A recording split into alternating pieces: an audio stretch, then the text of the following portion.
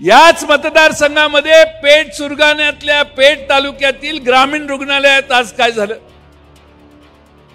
त्या आरोग्य आणि कुटुंब कल्याण केंद्रीय मंत्री आहेत, राज्यमंत्री, पण पेठ ग्रामीण रुग्णालयामध्ये गेले 10 वर्ष स्त्री रोग तज्ञ नाहीये, स्त्री रोग तज्ञ नाहीये, रिक्त पद आहे आणि औषध उपचाराच्या अभावी आज 13 तारखेला गरोदर माता कांचन सुरेश वार्डे हिला आणि हिच्या पोटातील मुलाला मृत्यूला सामोरं जावं लागलं।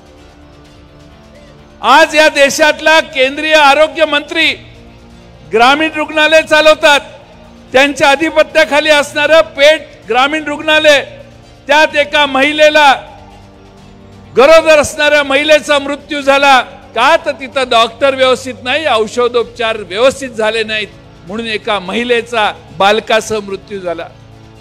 माझ्या मतदारसंघात या, मी कधी आरोग्य खात्याचा मंत्री नव्हतो, पण इस्लामपूरचं प्राथमिक आरोग्य केंद्र, उपजिल्हा केंद्र रुग्णालय, त्या उपजिल्हा रुग्णालयाला याच सरकारने आजच सगळ्यात पहिल्या नंबरचं पारितोषिक दिले। सर्व गुणसंपन्न असं प्राथमिक आरोग्य केंद्र किंवा या देशात राज्यातलं 1 नंबरचं केंद्र, सर्व साधनाने आणि सगळ्यांनी युक्त असणारं 99.6% त्याला गुण मिळाले।